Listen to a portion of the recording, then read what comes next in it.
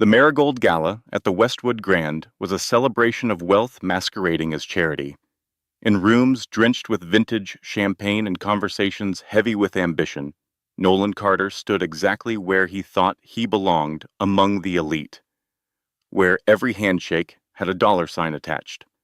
He swirled the golden liquid in his glass, letting the familiar burn of vintage scotch ground him. Another win for Carter and Rowe, said his longtime business ally, Patrick Whitmore, his voice casual but eyes sharp. Nolan adjusted the cuffs of his midnight blue suit, custom made, of course. "Winning's what we do," he said with a half smile. "Losing doesn't fit the brand."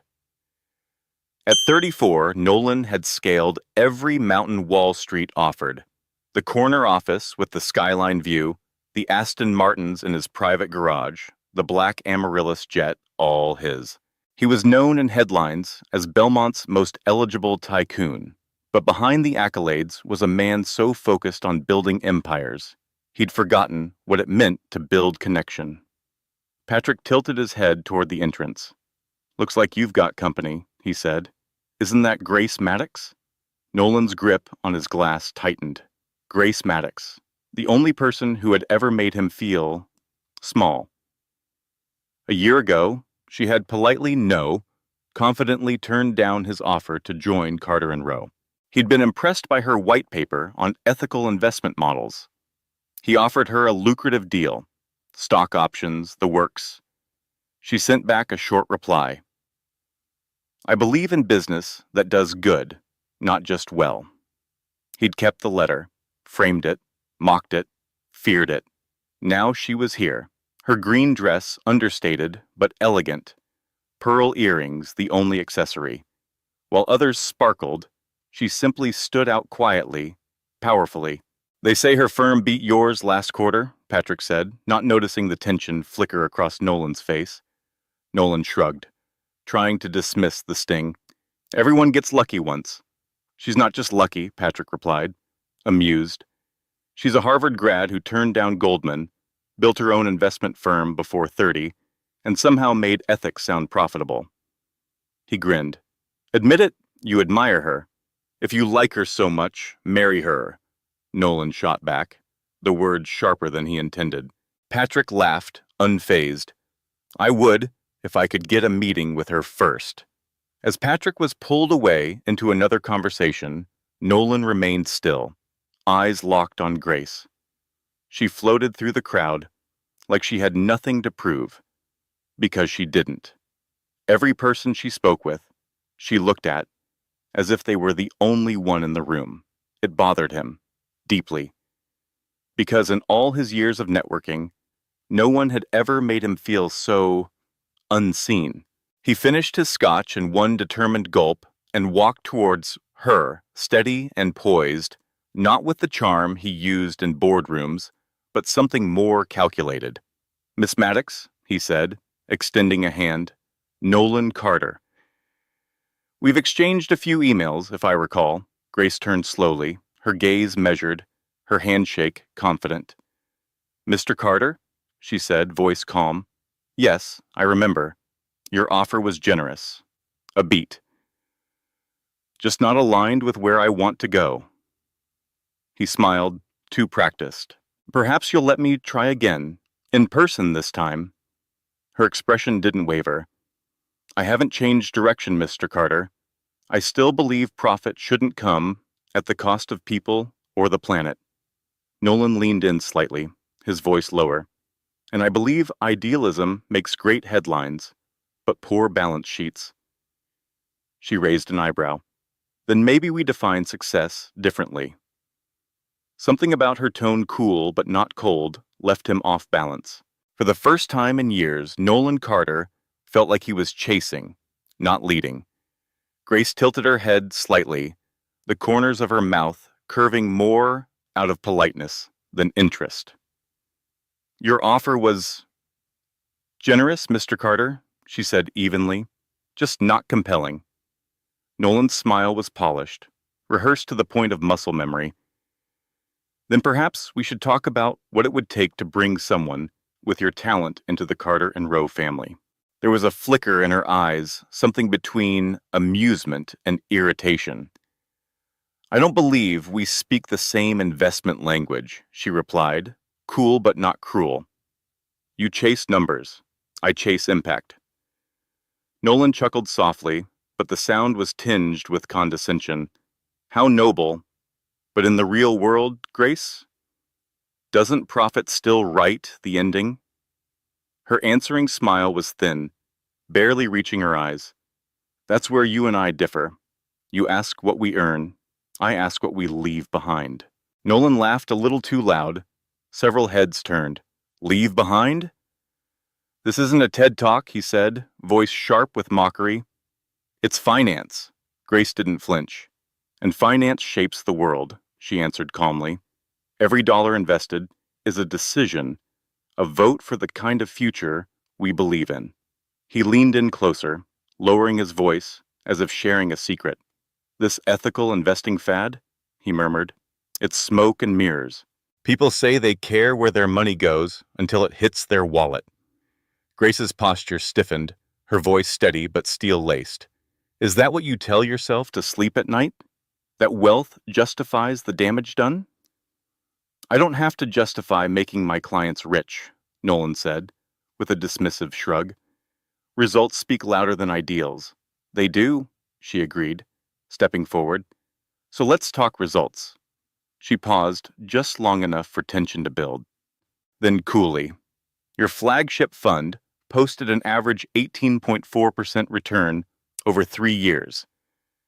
Impressive. Nolan blinked. That wasn't public knowledge. My so-called amateur fund? She continued. 22.7%. While excluding fossil fuels, arms manufacturers, and companies with human rights violations. His face colored slightly. How the hell did she know that? And just in case you're wondering, she added, our client retention rate is 96%. Yours? 8%. Around them, the room had shifted. Conversations faded. People were listening. Nolan felt the pressure build in his chest. He needed to take control fast. Nice numbers, he said, forcing a casual tone. But the real test is time. Legacy. We've been in this business for 3 generations. Your project hasn't survived one market cycle. Grace smiled genuinely this time. You're right, Nolan. Longevity is the test. For companies and for the planet. And the way you do business, she let the silence linger. It's becoming obsolete. A ripple of murmurs passed through the nearby crowd. A few chuckled quietly. Nolan felt his facade begin to crack. You self-righteous idealist, he hissed under his breath. Your little green crusade might impress these champagne liberals, but in the real world is changing, Grace said, her voice rising above his, and you're standing on the wrong side of it. She turned to the growing circle of onlookers. Did you know Carter and Rowe increased its investment in TerraFuel Energy by 14% after their pipeline spill in Michigan? There was a stunned silence. Or that they're the primary backer of VisionGate, the surveillance tech company, supplying facial recognition to authoritarian governments. That's enough, Nolan growled, jaw clenched. I'm just warming up, she said smoothly. Shall we talk about your textile factory in Cambodia? Or the timber operation in Brazil? You don't know what you're talking about, he said, but the fight had drained from his voice. Oh, but I do. She pulled out her phone. A screen lit up data, graphs, names, all public records. If you know where to look. From somewhere in the crowd, someone let out a low whistle. Another started a slow clap. Nolan Carter, once untouchable, stood in the middle of a ballroom, eyes burning, surrounded by whispers. And Grace Maddox? She didn't gloat. She didn't smirk. She simply stood her ground. I did my homework, Grace said softly, holding up her phone like a mirror he couldn't look away from, long before I turned you down. Somewhere in the crowd, a low whistle broke the silence, then slow clapping. It wasn't loud, just deliberate. And in that instant, Nolan Carter's world shifted, tilted just enough to feel unfamiliar beneath his feet. This wasn't happening. Not to him. Not here. In a room full of handshakes and headlines. His turf. Grace didn't gloat. Her voice, when she spoke again, was softer. Almost sad. Your grandfather built something people respected, Nolan, but you've traded its legacy for quarterly returns.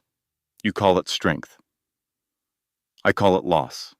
That last line was a knife, clean and precise. She had invoked the one man Nolan had spent his entire life trying to live up to. Carter and Rowe's founder, his grandfather, his idol.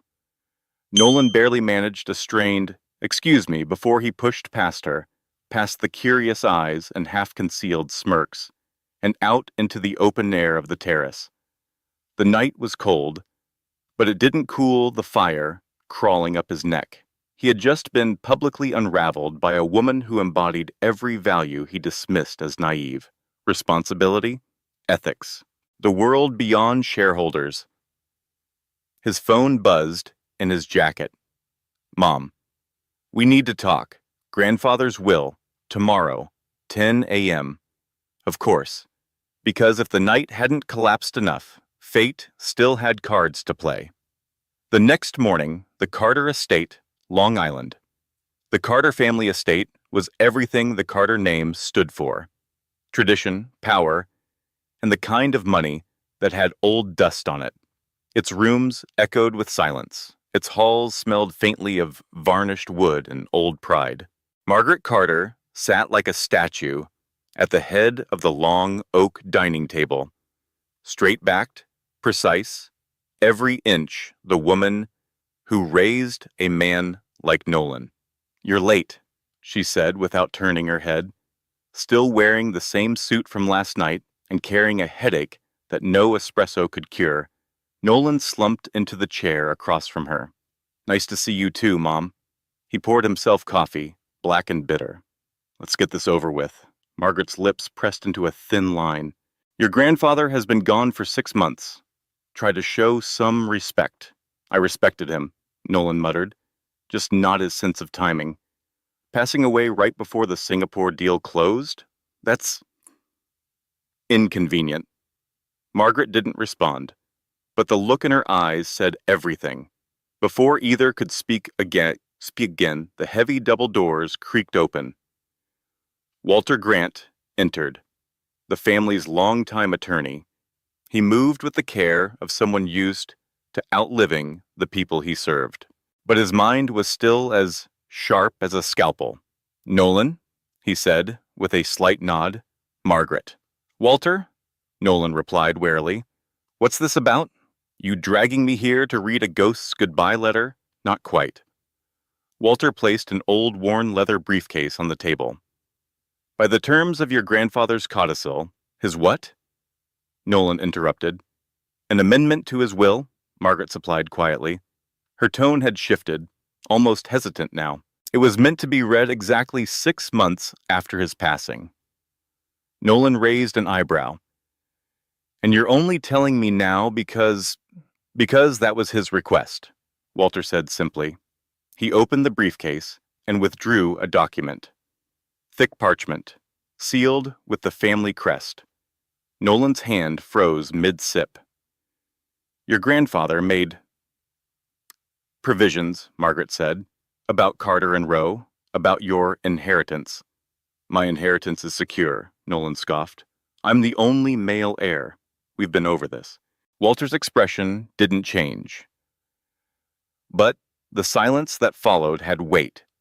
"Your grandfather amended the terms 3 years ago," the lawyer continued, "after his 89th birthday. He felt, given the direction of the company, certain conditions were necessary for you to maintain control." Nolan's confidence began to wobble, almost imperceptibly. "What kind of conditions?" Walter slid the document across the table, tapping the seal with one weathered finger. "You'll want to sit down for this." Nolan already was, but he felt like standing would be safer. "Marriage?" Nolan's voice cracked, disbelief sharpening every syllable. "That's the condition?" Walter Grant gave a measured nod, adjusting his glasses as if this were any other legal matter, not a bomb detonated over Nolan's future. Within 1 year of this document's reading, he confirmed, that's the primary condition to retain full control of Carter and Rowe and your inheritance. Nolan's coffee cup slipped from his hand, hitting the table with a thud. The dark liquid spilled across the white linen like a spreading bruise. Neither Walter nor Margaret moved to clean it. You're serious? Nolan asked, stunned. This is ridiculous, outdated, insane. Your grandfather believed marriage would offer you something you've lacked, Margaret said, her voice quiet but unwavering. Stability, perspective. A reason to care about more than quarterly returns. It's 225, not the 19th century, Nolan snapped, standing abruptly. He began pacing the room. You're telling me he's controlling my personal life from the grave? Yes, Walter replied evenly. Legally, he can. Conditional inheritances are well within the bounds of the law. Then I'll contest it. You could, Walter allowed, but the legal battle would outlast the 1-year deadline, and during that time, the company would pass into the hands of the Board of Trustees. Nolan froze. The board, a collection of aging executives and cautious investors who still measured success by dividends, not vision. They'd run the company into the ground, he said.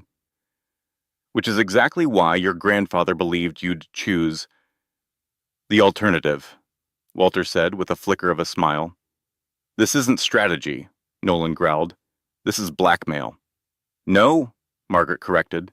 It's legacy. The one you've never fully honored.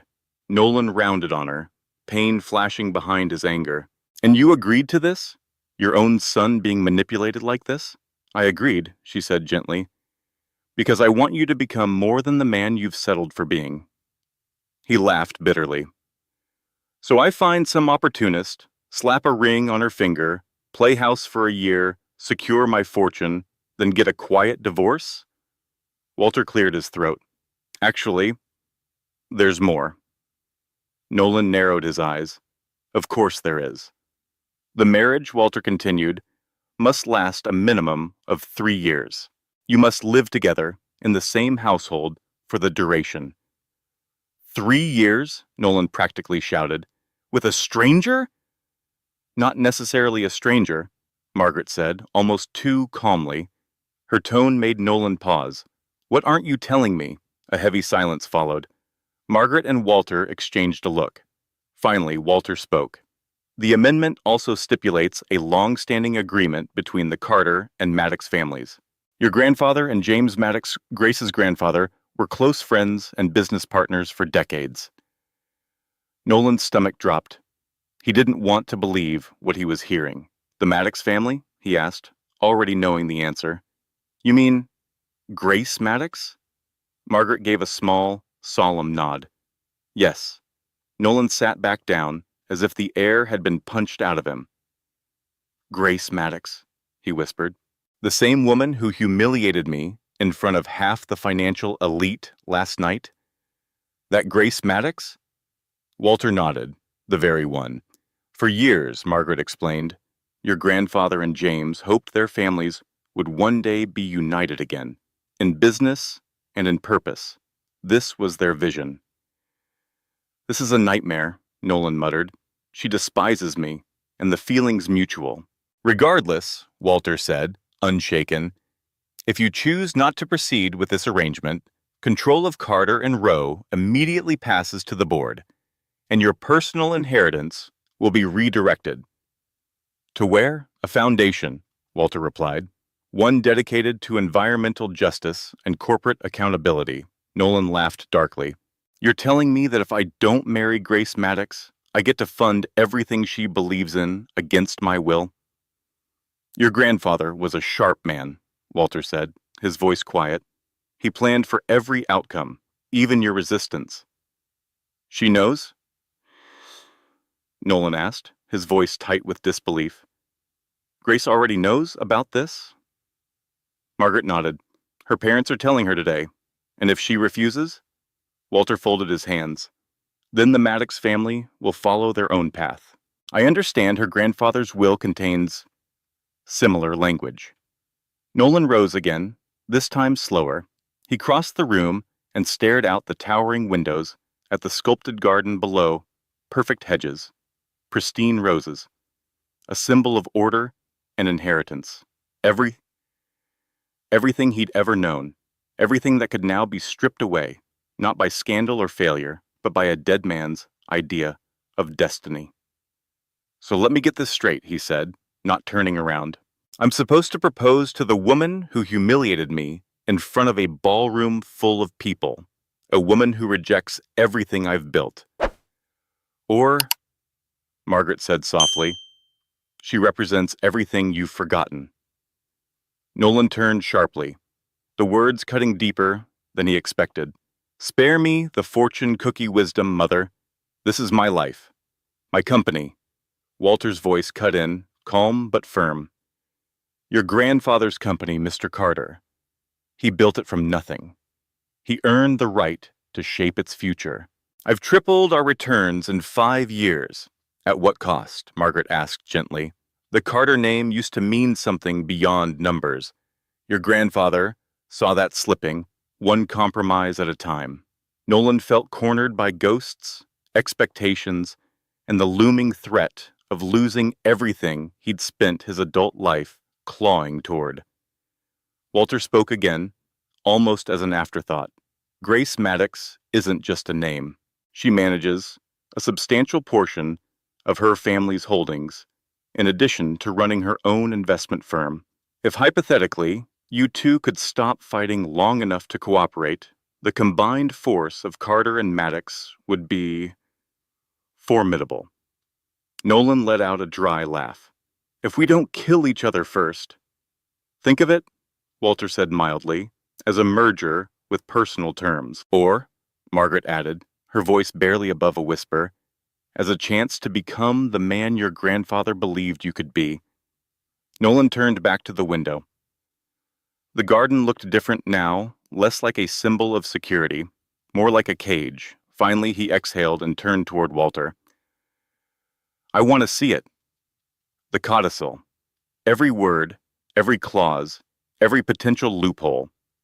Walter didn't blink. He simply slid the stack of documents across the table. Of course. Nolan began reading, scanning the legal language with sharp eyes. His phone buzzed on the table. Unknown number. The message was brief. I assume you've heard the absurd news. Meet me at 2 p.m. Westbridge Cafe. We need to talk. Grace Maddox. He stared at the screen, a dozen emotions twisted in his chest. Anger, curiosity, and something he couldn't name. His life had always been clean lines and mapped strategy. Harvard, Carter and Rowe, acquisitions, growth. Now everything was unraveling, tied to a woman who had made him a punchline. I have a meeting, he announced abruptly, grabbing his coat. With who? Margaret asked, startled. Nolan paused at the door. My fiancé. The word tasted bitter in his mouth. Margaret's eyes widened with a glimmer of something hope. Relief? You're considering it, she asked. I'm considering all my options, Nolan said coldly, including how to get out of this medieval circus. As he pushed through the front doors, Walter called after him. The clock is ticking, Mr. Carter. 12 months, starting today. Nolan leaned against the side of his Aston Martin, the crisp fall air cooling the fire in his chest. He was a man known for control, for never flinching, never folding. But this? 1 year, one woman, one impossible choice. For the first time in his life, Nolan Carter had no idea how to win. But one thing was certain, he wasn't about to lose quietly. And if Grace Maddox thought their public clash was war, she hadn't seen anything yet. He glanced up at the cafe's sign. No marble floors, no gold-trimmed menus, just a modest brick building on a quiet street, neutral territory. Not Wall Street, not a tree-hugger's haven, just a space where two people could speak without eyes on them. Nolan checked his watch. He was 15 minutes early. He always was. Nolan chose a table tucked into the far corner of the cafe, his back to the wall, old habit. He ordered an espresso and rehearsed lines in his head. Assertive, but not arrogant. Controlled, but not cold. He needed to own this conversation, frame it on his terms. All that mental preparation vanished the moment Grace walked through the door. She was exactly on time. Of course she was. Gone was the emerald gown and polished updo. Today she wore dark jeans, a crisp white shirt, and a navy blazer. Her hair fell in soft waves around her shoulders, relaxed, confident, quietly disarming. She looked younger, more real, and, infuriatingly, even more beautiful. Nolan stood, an automatic response his mother had ingrained in him since childhood. "Mr. Carter," Grace said coolly as she slid into the seat across from him. "I think, given the circumstances, you can call me Nolan," he replied, trying to sound unbothered. "The circumstances being our upcoming nuptials?" Her voice was dry enough to cut glass. "Let's call it what it is, corporate blackmail in a silk ribbon." "So," he said, forcing a smile, "we're starting off on a high note." Grace motioned to the waiter and ordered a black tea. "No sugar." A single nod. Efficient. Like everything else about her. "I take it you were as blindsided by this as I was?" she asked once the waiter stepped away. "Completely," Nolan said. "And I'm guessing you're not thrilled."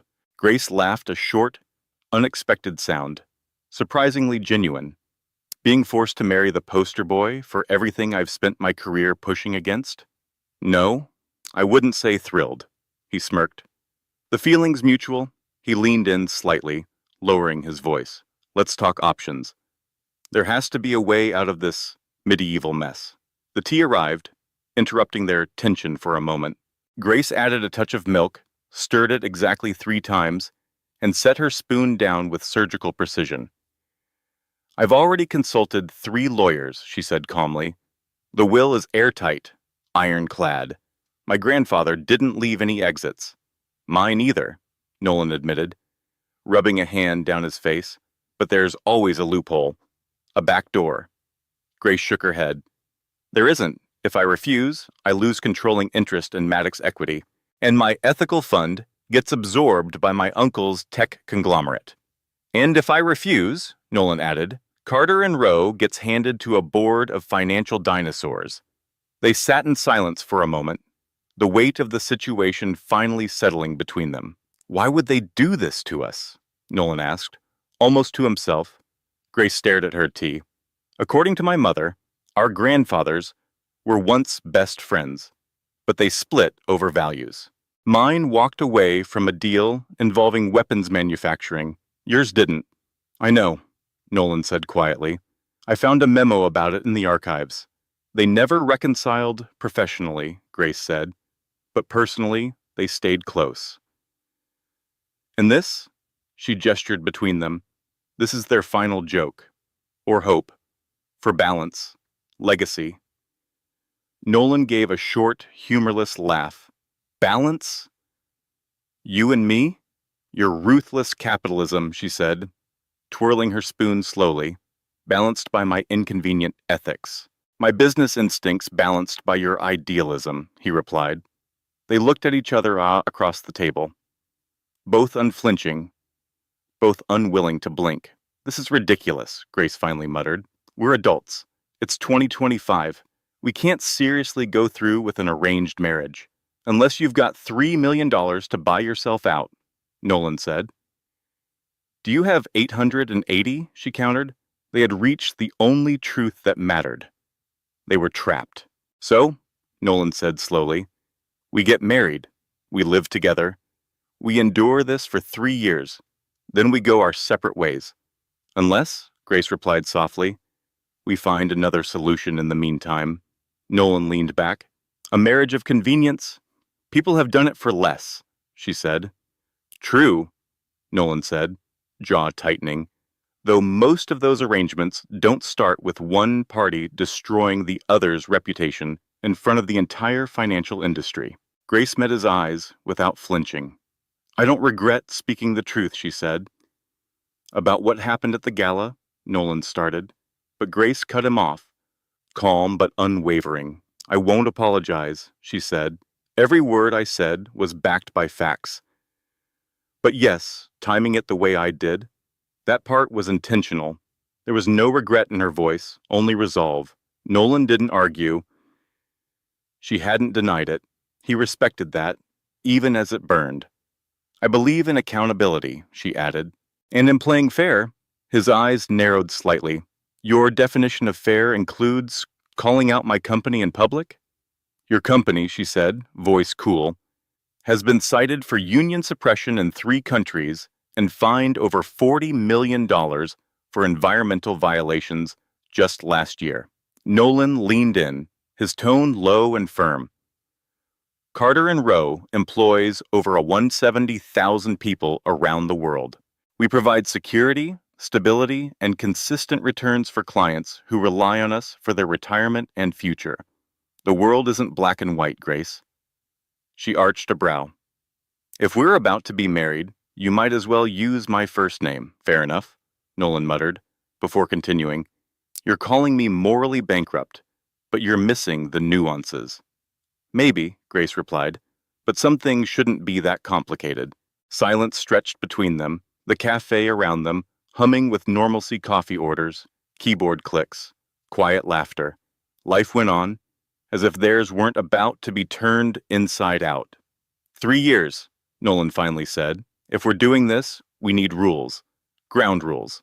Grace reached into her bag and pulled out a small notebook. Of course she had one. Nolan fought the urge to roll his eyes. Rule 1, she began, professional and precise. Our work stays separate. You don't interfere with my investment strategies, and I don't interfere with yours. Agreed, Nolan said. With one exception, during the 3 years, Carter and Rowe will consult with your team before entering any new industries. Consult, not seek approval. Grace looked up, surprised by the concession. Acceptable. Rule 2, she continued, separate residences, but one shared address for appearance's sake.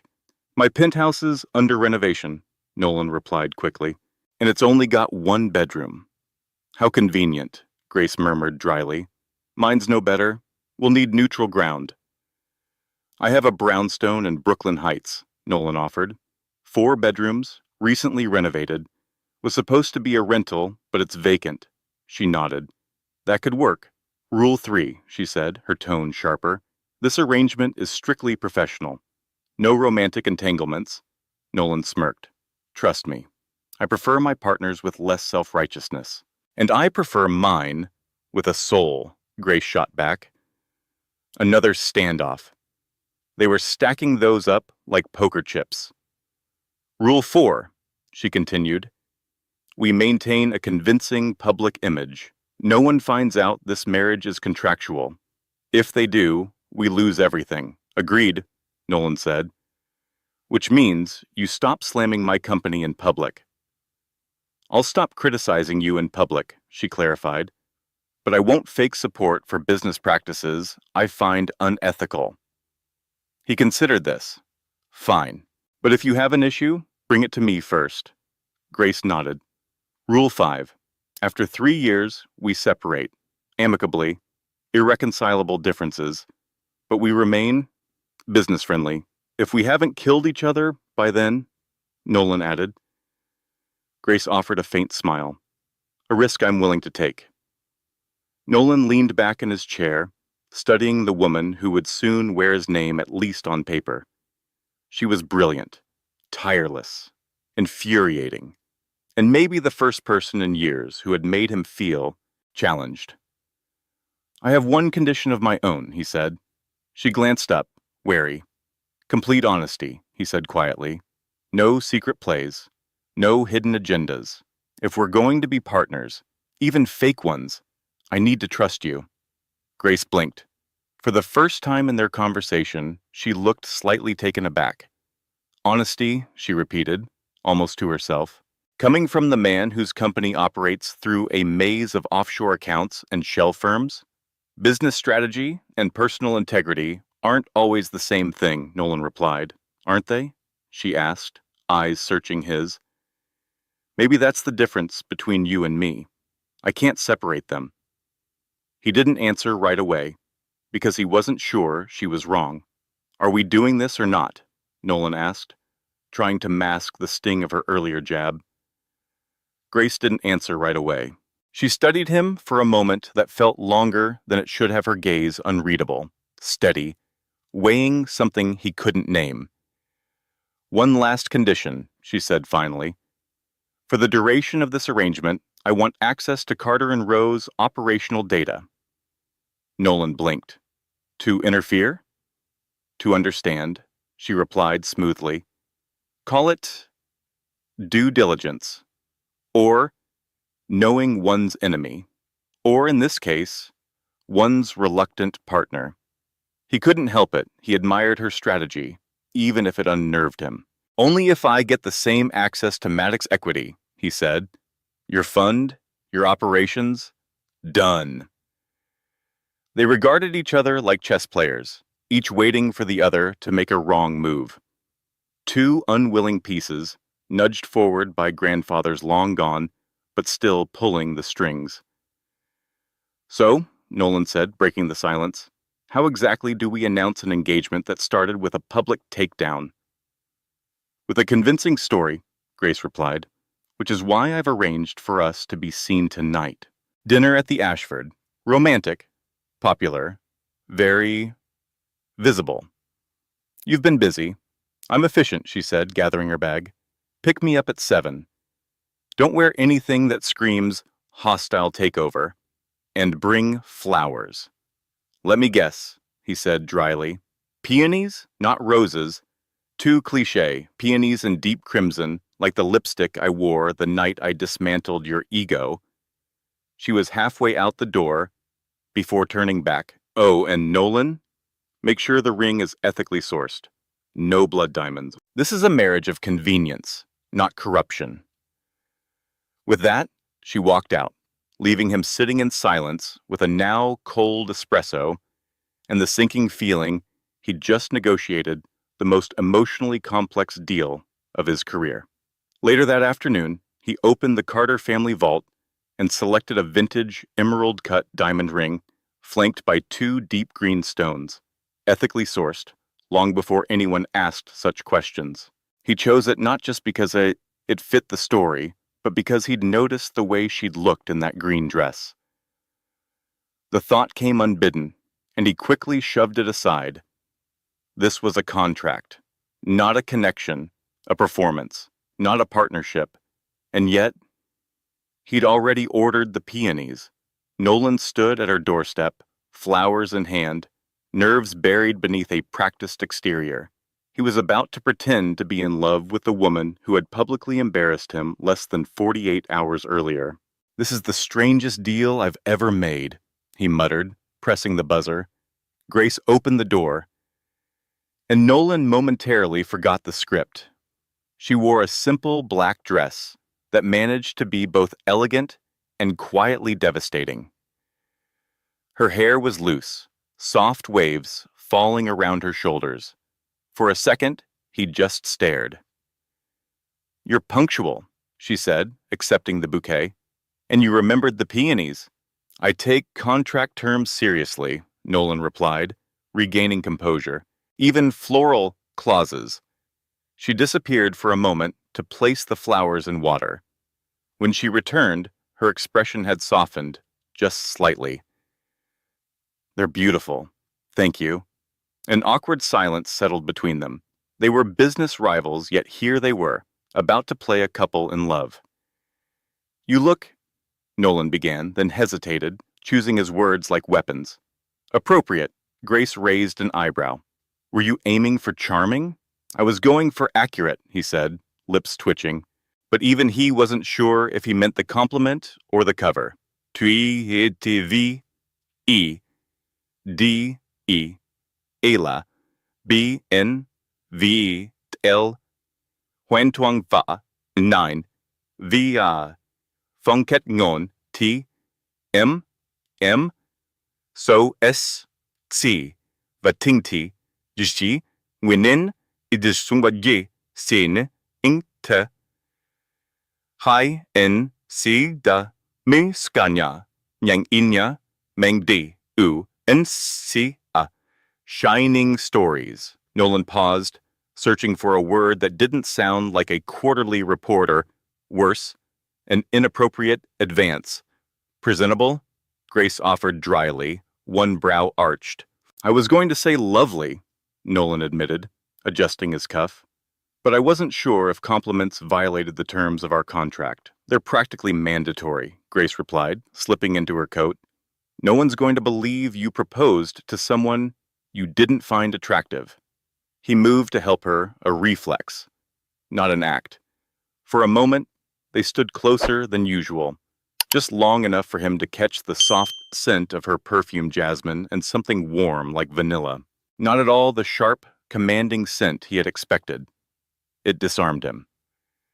The reservation's for 8, she said, breaking the silence. But we should arrive early. Visibility matters. Agreed. Nolan nodded. I mentioned it to Patrick Whitmore yesterday. He'll be there with his wife. The Blakely Thompsons, too. Grace looked over, mildly impressed. Strategic, I try, he said. I may have dropped a note to Dana Wallace at Bloomberg, she added, reaching for her clutch, just in case she wants to cover the city's latest power couple. Nolan exhaled a small laugh. So we're both committed to the charade. 3 years of autonomy is worth 1 night of theater. He'd chosen the Tesla tonight, sleek, silent, understated, less spectacle, more purpose. He knew she'd notice. They ran the story one last time. We met as kids, Nolan recited. Charity fundraiser. Our grandfathers were close. Reconnected 6 months ago, Grace continued. At the Sustainable Investment Summit in Boston, I saw your presentation, and you realized I wasn't the heartless capitalist you assumed. She turned to him, a glint in her eye. Don't get ahead of yourself. I said I was impressed, not converted. Careful, he said, glancing at her. That almost sounded genuine. I'm a better actress than you give me credit for, she replied with a smile that gave nothing away. And the proposal? Last weekend, Nolan said. Dinner on the balcony at Berker's, under the moonlight. Intimate. Intentional. She nodded. Believable. Romantic, without being showy. And the ring. He reached into his jacket pocket, pulling out a small velvet box. He opened it slowly. Inside, a vintage platinum ring with an emerald-cut diamond, flanked by 2 deep green emeralds. Understated and striking like her. Grace's expression shifted. For a moment, her walls dropped. It's beautiful. Ethically sourced, Nolan added, almost wryly. Long before that became a buzzword. My grandmother's. Circa 1925, the emeralds, she murmured, like the dress I wore at the gala. You noticed that? She asked, surprised. Some things stand out. She took the ring and slipped it on. Fits better than expected. I had it resized, Nolan admitted. She looked at him, but didn't comment. As the car pulled up to the entrance, Nolan straightened his jacket. Now for the hard part. Pretending we're madly in love? Grace asked. Exactly. She slipped her hand into his. I've negotiated billion-dollar deals with hostile regimes. This will be easy. Your confidence is overwhelming, Nolan said as he opened the door for her. He placed his hand gently at the small of her back, as she stepped out a subtle gesture that felt too natural. To his surprise, Grace didn't flinch. In fact, she leaned into it just enough. Cameras clicked. Word had spread fast. Showtime, Nolan muttered. Grace's fingers tightened around his. For a moment, they looked exactly like the story they were selling. The maitre d' welcomed them with the kind of discreet enthusiasm reserved for power couples and regulars with headlines attached to their names. Mr. Carter, Ms. Maddox. Your table is ready, he announced, just loudly enough for the message to ripple across nearby diners. Nolan caught the shifting gazes, the whispered exchanges. He spotted at least 3 financial reporters, Patrick Whitmore in the corner with his wife, and 2 board members from Carter and Rowe seated near the bar. Perfect. He pulled Grace's chair out for her, letting his hands brush briefly across her shoulders, long enough to register, short enough not to feel rehearsed. She glanced up, offering a smile so natural it startled him. "You're good at this," he murmured as he sat across from her. "So are you," she replied sweetly, her voice just loud enough to sound intimate to surrounding tables. "The champagne will give us away," Nolan said with a smirk. "Every finance guy here is ordering Dom Perignon." Predictable. "Then what would you suggest, darling?" Grace asked, leaning into the role with practiced grace. "Surprise me," she added. When the sommelier arrived, Nolan didn't hesitate. "The Barthélemy Salon Rosé, please." Grace's eyes flickered only slightly, but enough for him to notice. "I take it I chose well?" "It's my favorite," she admitted, then added with a tilt of her head. "Lucky guess?" "Or thorough research," he replied smoothly. "I do admire diligence," she said, her smile flickering with amusement. As the champagne was poured, Patrick Whitmore left his table, curiosity outweighing politeness. "Nolan." "Grace," he said, greeting them with mild surprise. Quite the pairing. Nolan stood to shake his hand. "Patrick, good to see you." Patrick's gaze lingered on Grace's left hand as she casually reached for her glass, the vintage emerald ring catching the light like a whispered secret. "Is that—" he began, eyes widening. "We hadn't planned to announce it just yet," Nolan said, reaching across the table to take Grace's hand. "But yes, we're engaged." Patrick blinked. "Engaged? After the way things played out at the gala, I thought you two were sworn enemies, not soulmates." Grace laughed. A light, melodic sound Nolan hadn't heard before. "Well, passion wears many disguises, Patrick. Sometimes the space between disagreement and connection is narrower than you think." "It was the most mentally stimulating argument I've had in years," Nolan added, picking up the rhythm easily. "Why wouldn't I want a lifetime of that?" Patrick looked between them, struggling to reconcile the image with what he'd seen just days before. "Well, congratulations. I guess I missed something. How long has this been happening?" "We've known each other since we were kids," Grace said smoothly, "but we reconnected 6 months ago." More seriously, she's kept me honest, Nolan added, challenging how I see business, how I see everything. "And he's reminded me that behind the relentless ambition," Grace said, her voice softening, "there's a man capable of reflection, and maybe even change." For a moment, their eyes met, and something passed between them. Too long to be rehearsed, too sincere to be staged. Patrick cleared his throat.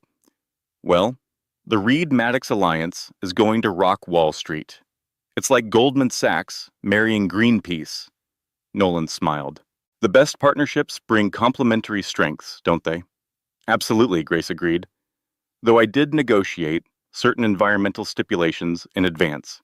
Even in love, she negotiates like a corporate strategist," Nolan teased. And Grace laughed genuinely. It surprised him. It surprised her too. "I'll leave you two to your romantic evening," Patrick said with a grin, retreating toward his table. "But fair warning, my wife is already texting half of Manhattan." As he walked away, Nolan leaned across the table, lowering his voice. "Environmental impact assessments?" he murmured. "Not part of our agreement. Improvisation keeps the illusion alive," Grace replied, unfazed. "Besides, it's what I'd request if this were real." "In the heart beneath my ruthless exterior line?" he challenged. "Artistic license," she shrugged, taking another delicate sip of her champagne. "Though to your credit, you did choose my favorite bottle." "Points for research or intuition," Nolan offered a wry smile. Let's call it both. The rest of the evening unfolded with a surreal fluidity, interrupted occasionally by familiar faces from the financial world, each more stunned than the last to see these two supposed adversaries seated together, exchanging laughter and champagne toasts like long-lost lovers. But what began as performance began, slowly, to morph. Over plates of seared scallops and dry-aged steak, the conversation drifted beyond rehearsed lines and into real moments.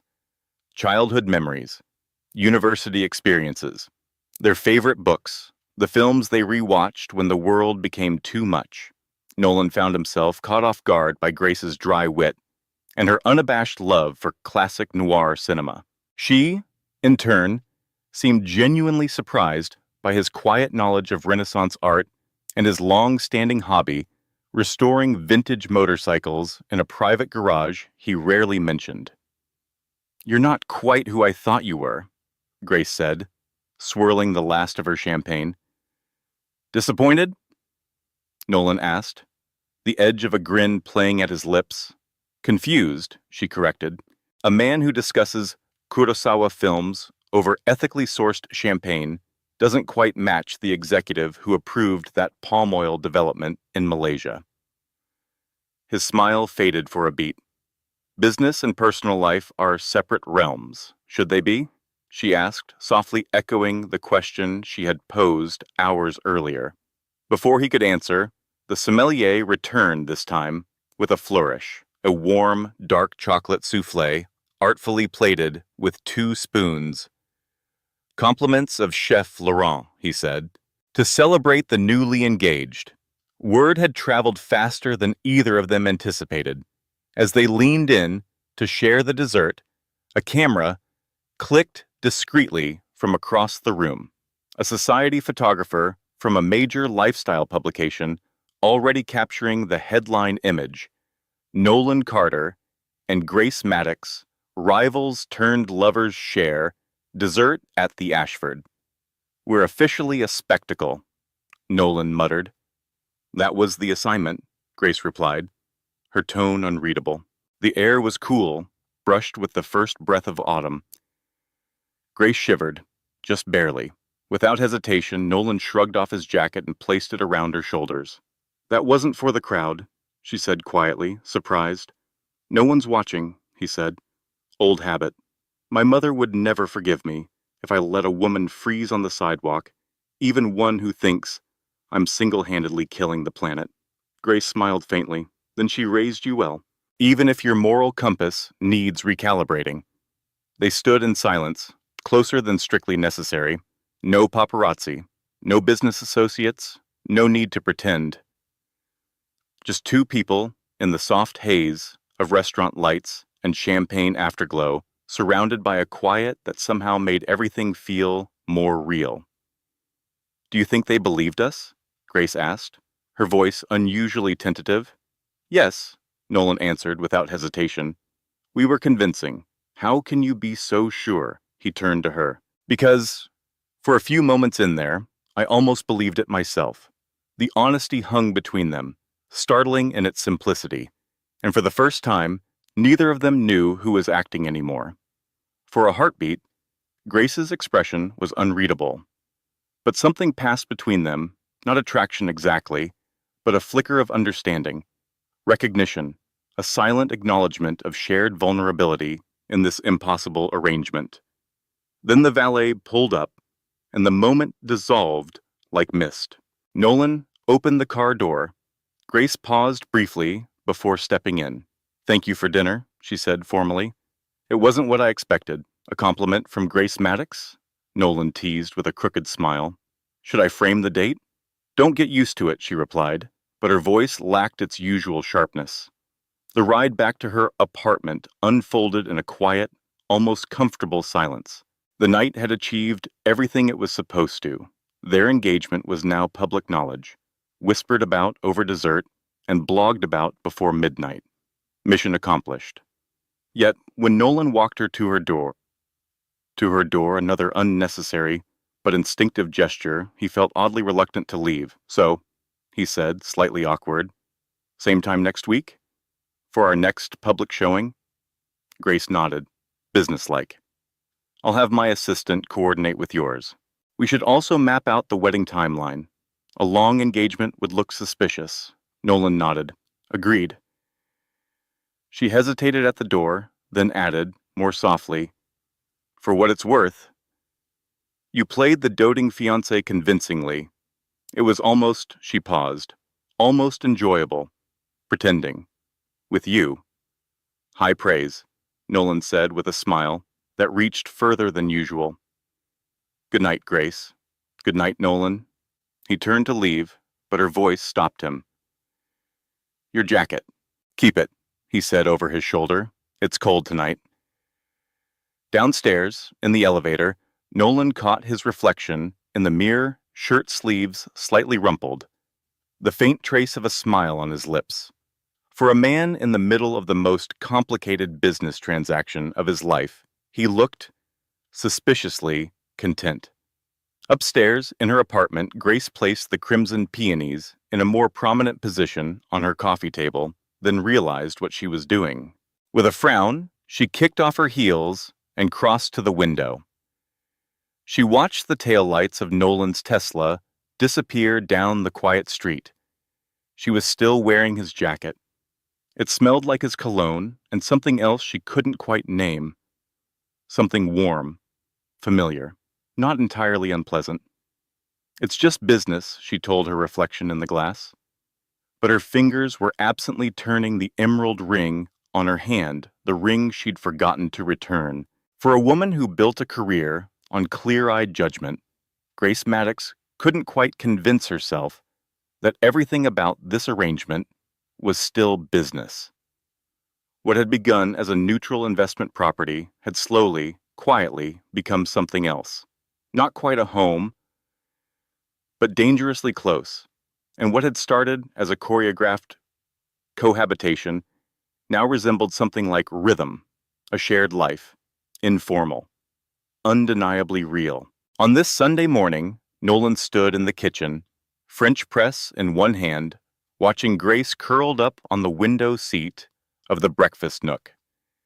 She wore reading glasses, a detail he hadn't known until they lived under the same roof, and she was deep in quarterly reports from Carter and Rowe. Find anything damning? He asked, setting a mug of tea beside her.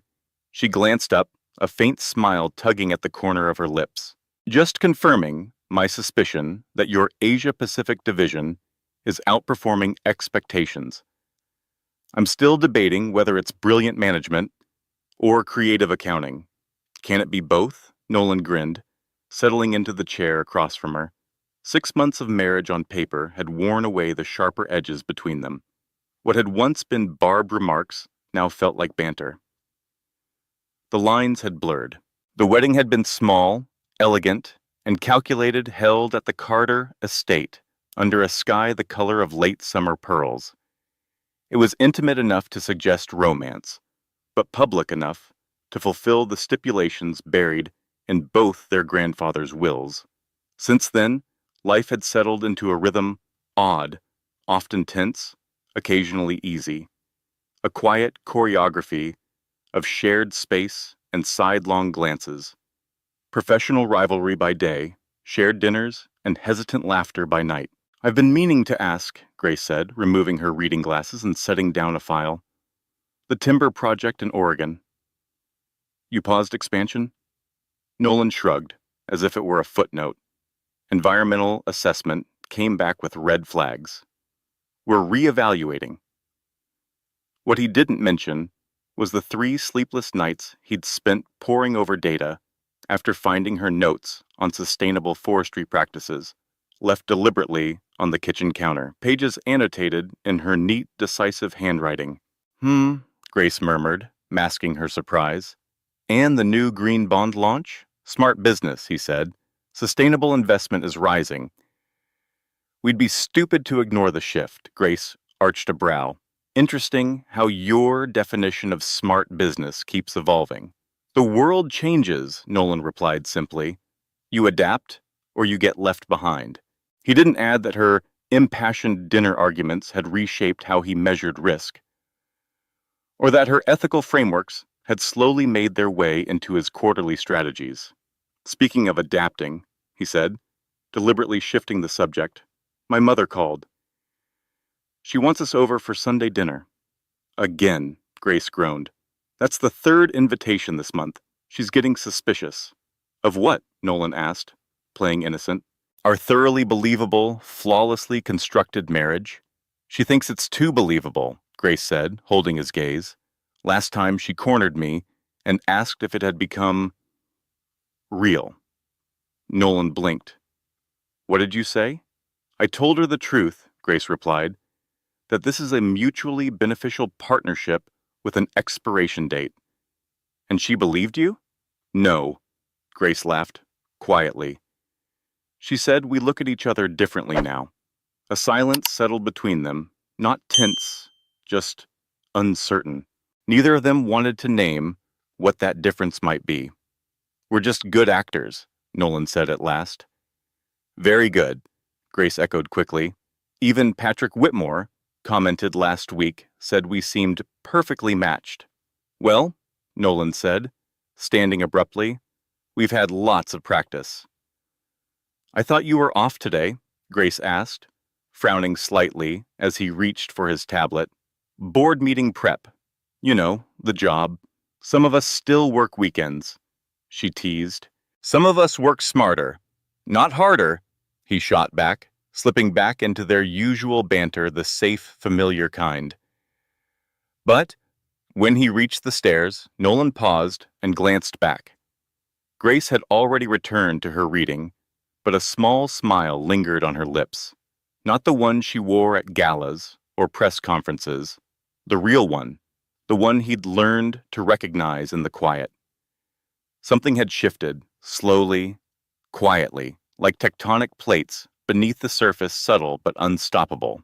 What had begun as an uneasy truce had become mutual respect, then reluctant camaraderie, and now something neither of them had the words for.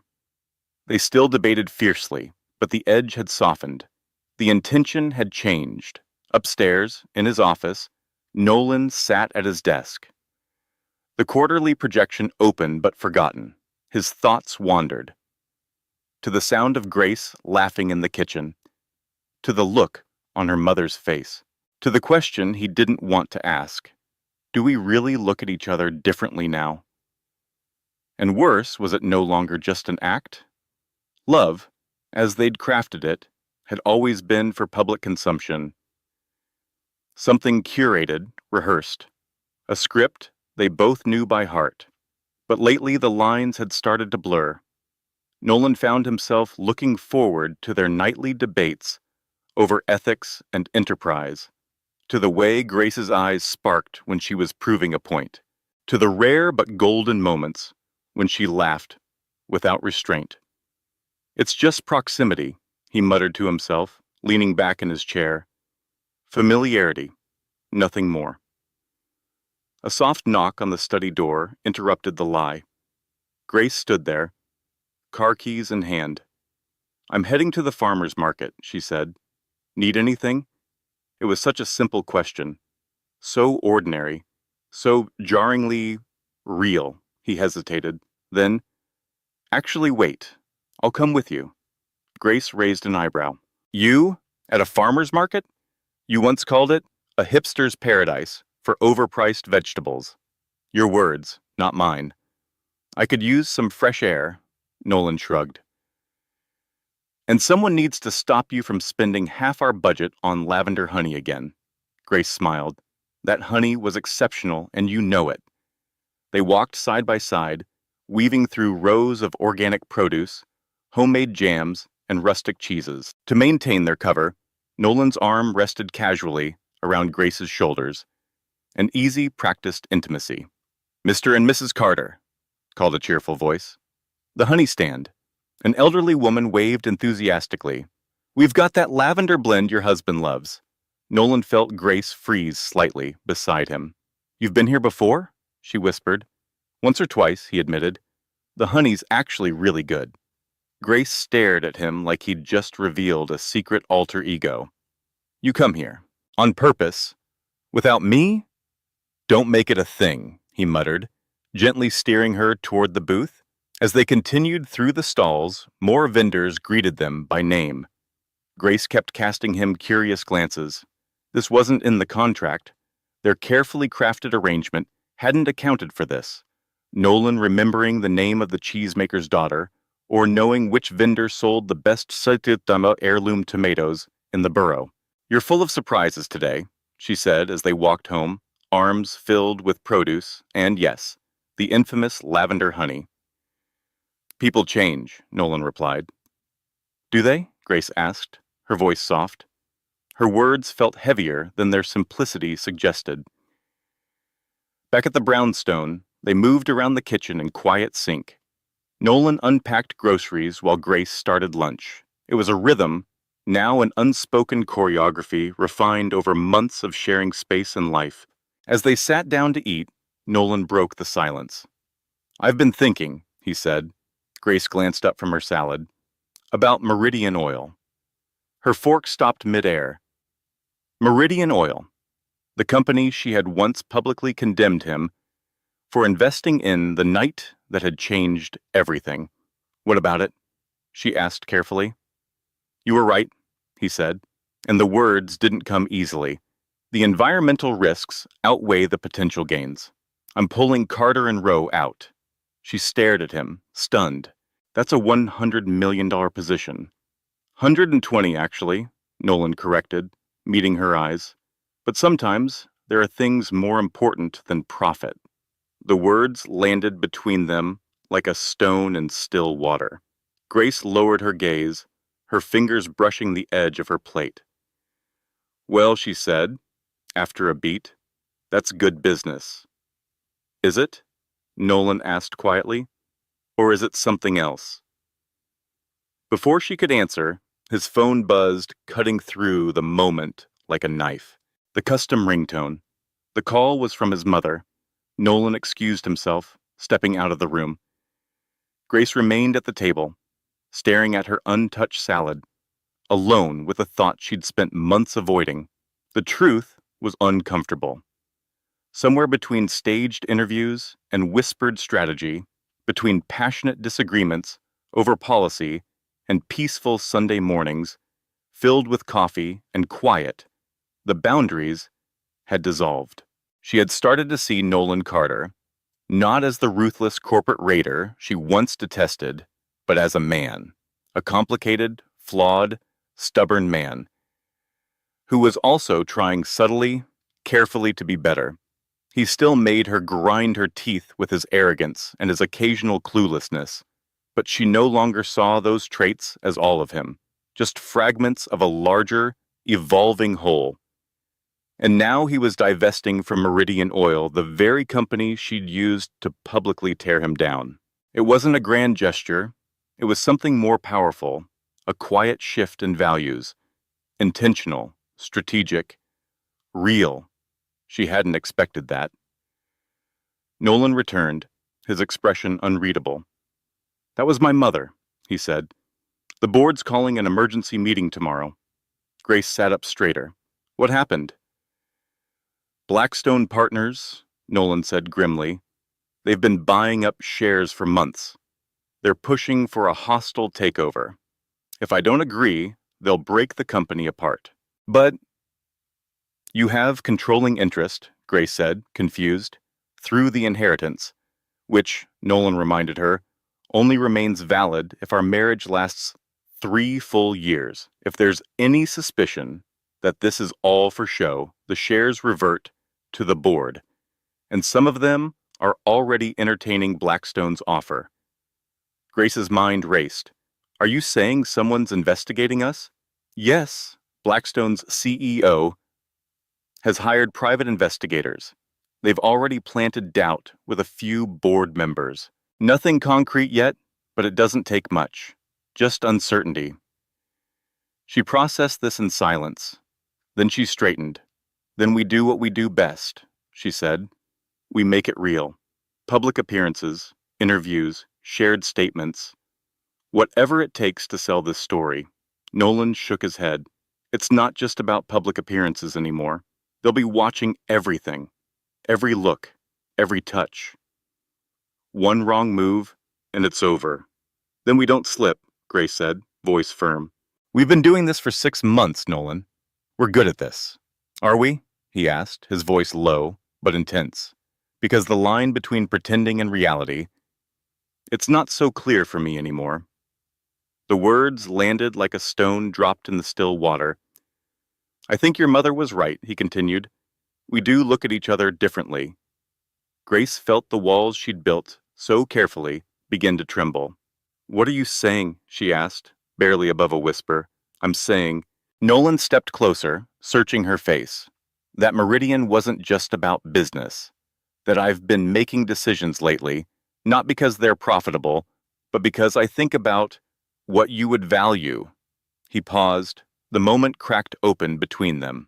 I'm saying, he continued, voice rougher now, that somewhere between hating each other and pretending to love each other, I've started to actually don't, Grace cut in, lifting a hand. Her voice trembled. This isn't part of the deal. To hell with the deal, Nolan said fiercely. I'm done pretending I'm just pretending. The paradox of his words hung between them raw, real, undeniable. Grace stood frozen, unsure what to do with this truth one neither of them had planned for, but both now had to face. It's just proximity, Grace said, her voice softer than usual. Familiarity. It creates the illusion of connection. Is that what you really believe? Nolan asked, stepping toward her. His tone was gentle, but unrelenting. Because I don't. He stopped inches from her. I think you're scared, he continued.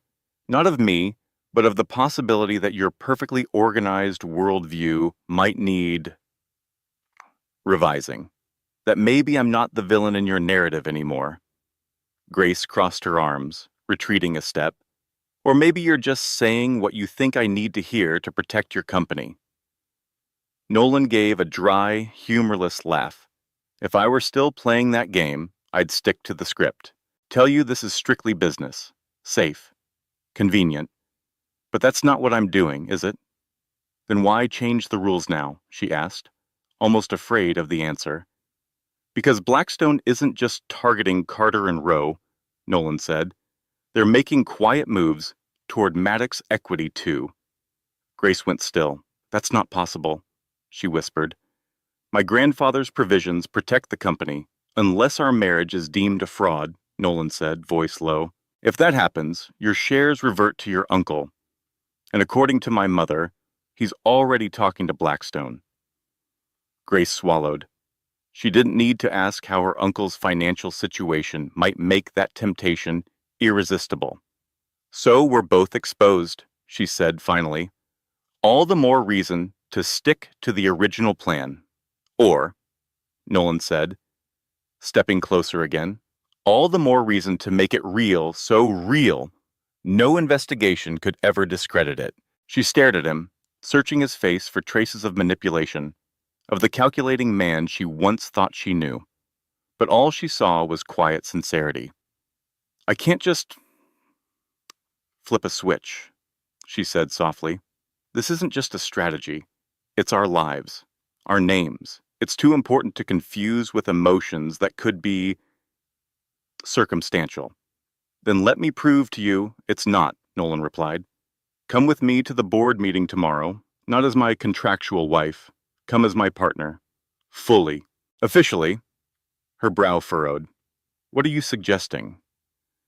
A real merger, he said, the corner of his mouth lifting. Carter Maddox Investments, a firm that marries profit and principle.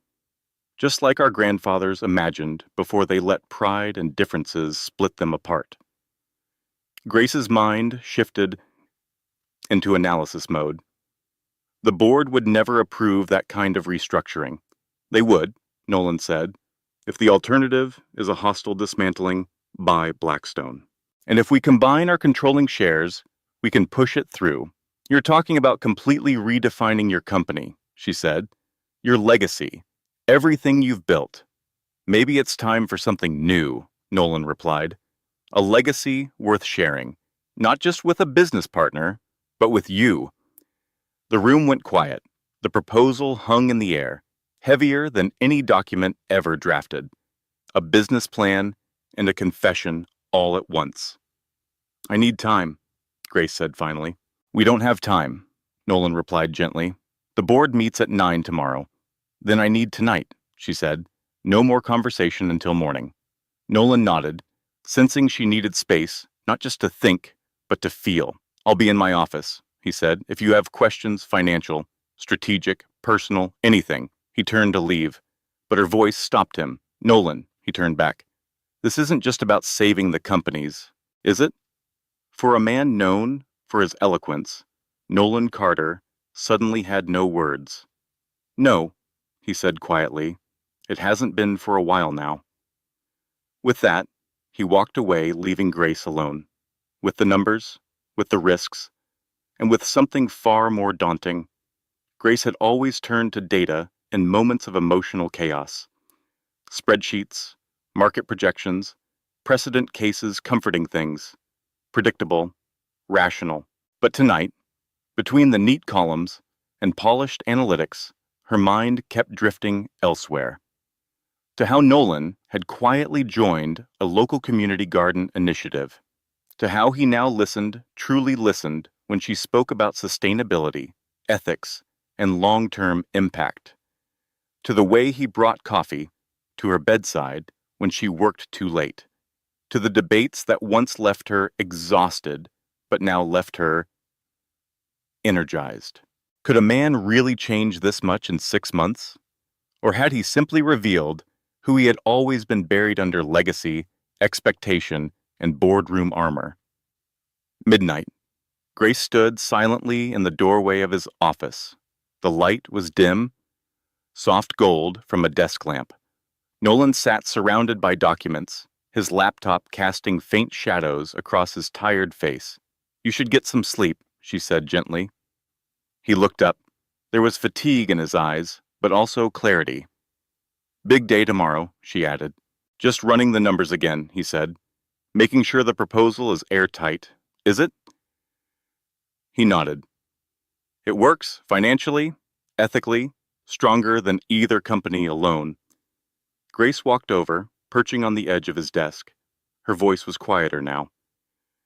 I've been thinking about what you said, she began, about not pretending to pretend anymore. She exhaled slowly. I still don't know what's real and what's just circumstance. But I do know this. I respect who you're becoming. A man who questions what he used to accept, who considers more than profit, who's brave enough to rewrite his legacy.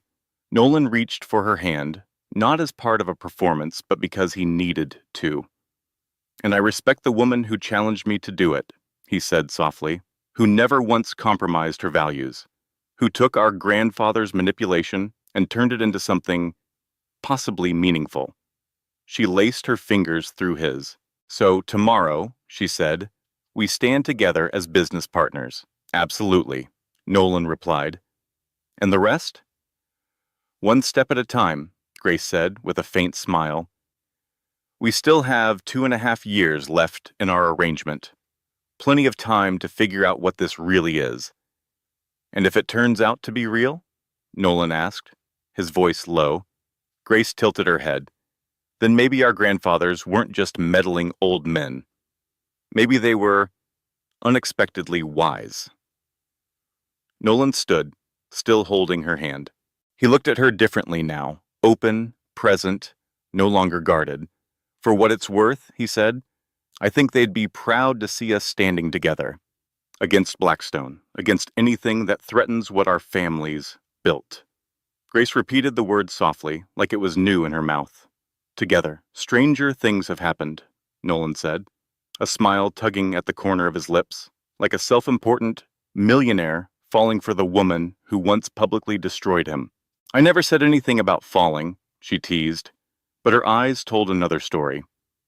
You didn't have to, he replied gently, brushing a loose strand of hair from her face. There was no audience, no camera flash, no investors watching. So when she leaned in and kissed him, really kissed him, it wasn't for show. It was tentative at first, then certain, as if their bodies had known something their minds were only now catching up to. When they finally broke apart, Nolan looked as breathless as she felt. Well, he murmured with a dazed smile. That should definitely convince the board. Grace laughed, really laughed. The sound was soft, surprised, a little disbelieving, and entirely sincere. Still thinking like a strategist, she said. Not always, Nolan whispered, drawing her closer. Sometimes. I'm just a man who got lucky with an arranged marriage. We haven't won yet, Grace reminded him as they stepped out into the pale morning light. Neither has Blackstone, Nolan replied, his voice steadier than it had been in months. And we're stronger now, especially together. As dawn broke over Brooklyn, they sat side by side at the kitchen table, finalizing two mergers at once, one of companies, the other of lives. The line between strategy and sincerity had long since blurred. Now it simply didn't matter. By the time they arrived at Carter and Row for the emergency board meeting, they walked in not just as a couple, but as a unified force, still fiercely independent, still challenging each other, but now with a shared purpose. The room quieted the moment they entered. It was Nolan who opened with numbers, calmly laying out the financial architecture of the proposed merger. But it was Grace who brought the room to life, painting a vision of a company that could do more than grow profits. A company that could lead with conscience, shape markets with integrity, and redefine what success meant. When questions came, they answered in tandem, passing the conversation like a rhythm between musicians who knew each other's tempo instinctively. No rehearsed script, just trust, just truth. Their differences, once weapons, had become strength. When the Blackstone representatives finally entered, prepared to feast on a fractured firm, they found instead a wall of unity. The board, already swayed, had little appetite for outside vultures. I believe this concludes today's meeting, Nolan said, with a trace of a smile. Blackstone left empty-handed. As the boardroom emptied, Margaret Carter approached quietly. She looked between her son and the woman who had once been his fiercest critic and was now his fiercest ally. Your grandfather would be surprised, she said. Surprised? Grace asked. Or proud? Margaret smiled. Both. Though I suspect he always hoped the second would make the first possible.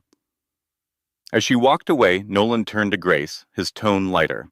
So, Mrs. Carter? Or should I be saying Miss Maddox Carter now? Grace raised an eyebrow. Depends. Are we talking about business or breakfast plans? Well, Mrs. Maddox Carter, he said, drawing her gently toward him in the now empty boardroom. What's next on our never-expected agenda? She grinned. A company to rebuild, a marriage to redefine, and about 2.5 years to decide whether our grandfathers were manipulative masterminds or just lucky matchmakers. And if I already know the answer, Nolan asked. Then, Mr. Carter, Grace whispered, you're ahead of schedule. But I've always admired your efficiency. Their kiss this time held no pretense, no performance, only presence.